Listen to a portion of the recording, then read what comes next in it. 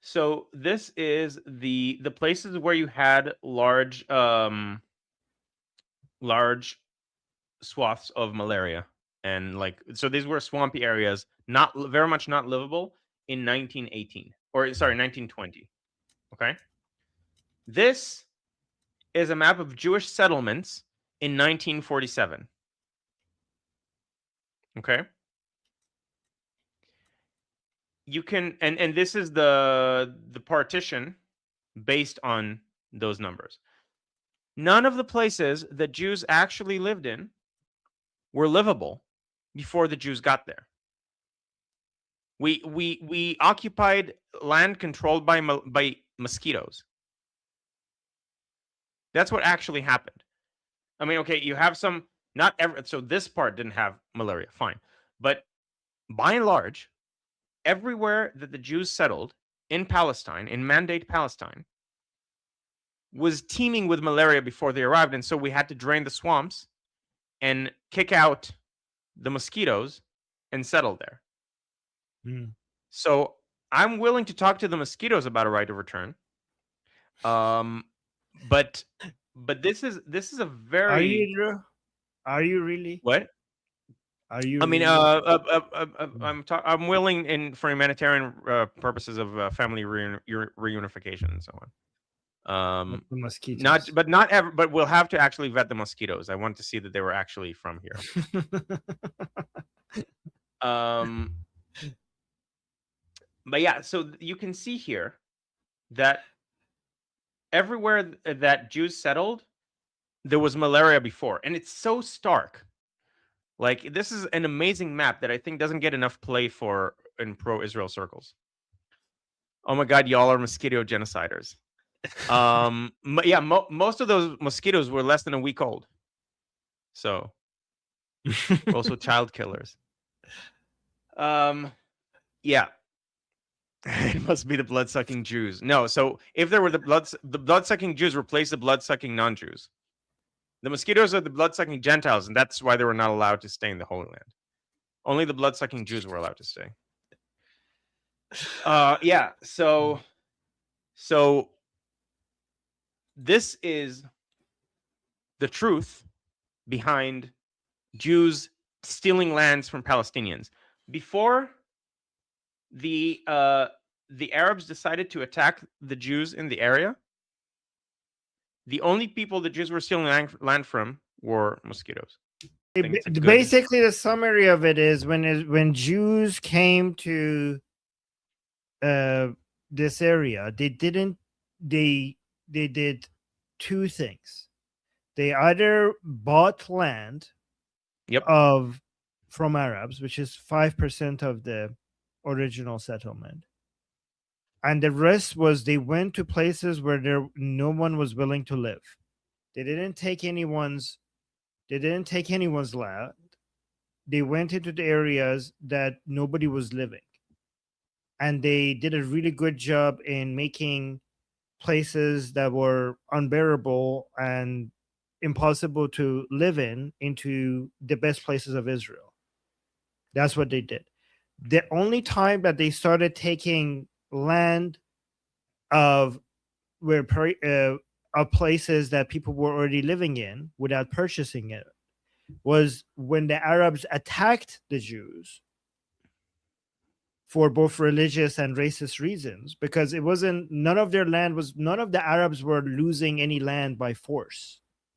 They just couldn't tolerate having Jews living close to them, even though the Jews that were living close to them were not taking anything. They were not taking any private property by force away from them. They were settling in the places where the Arabs refused to live themselves. But just because they couldn't tolerate having Jews next to them, they attacked the Jews. The Jews defended themselves. They won. The Arabs ran away, and they got the land because the Jews ran away. And even based on international law, you are allowed to occupy and hold land that has been used as aggression against you. Before that act of aggression, the Jews were not taking anything from the Arabs. They were just either buying from the Arabs or they were settling in places that nobody lived. Yep, that's basically it. Yeah. And so it's so funny. There is basically no stealing of land, um, up to the point where the Arabs attacked the Jews for stealing the land. Yeah. 6 armies at the same time attack.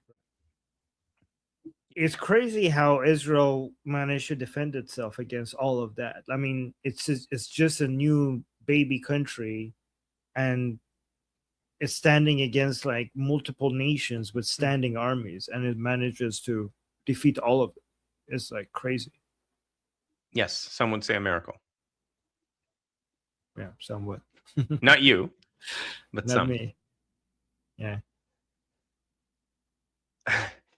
BT is saying, I feel so uncomfortable knowing neither Guy nor his parents ever set foot in the US. No, I mean, my parents have been to the US. They visited for like a month, but and I think my mom lived in Boston for like a year, but she doesn't have the accent.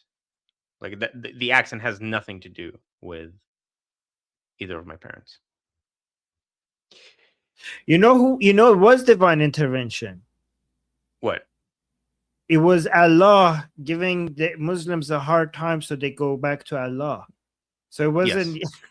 yes, so it wasn't a Jewish miracle. It was this actually proves that Islam is true, and Allah wanted to make sure that his people come back into his arm by making their life difficult so they don't get too attached to this world to the world. That's Yeah. what was happening. So it was an Islamic miracle. Yeah. Yeah. I mean, they have their beliefs are the right ones, so it has to be. Right. It has to be why. Okay. Good.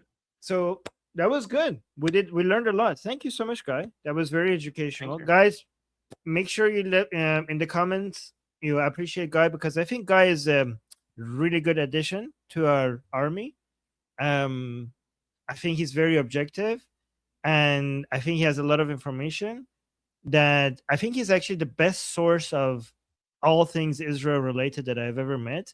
Because when it comes to people with opinions about Israel, it's not just that everybody has their opinions and they're biased about it. That's okay. I mean, you should be biased for in favor of your own views. But I think Guy has this rare ability of being able to see and understand and steelman other people's perspective, which is makes it yeah, I get that. Which makes it very valuable for us. So with one person, we get to see all different perspectives from Israel. And that's a really rare ability for people to do that. Usually people are incapable of steelmanning opinions. Honesty, steelmanning opinions that they disagree with. And when you see somebody, it takes a lot of intelligence for somebody to be able to do that effectively.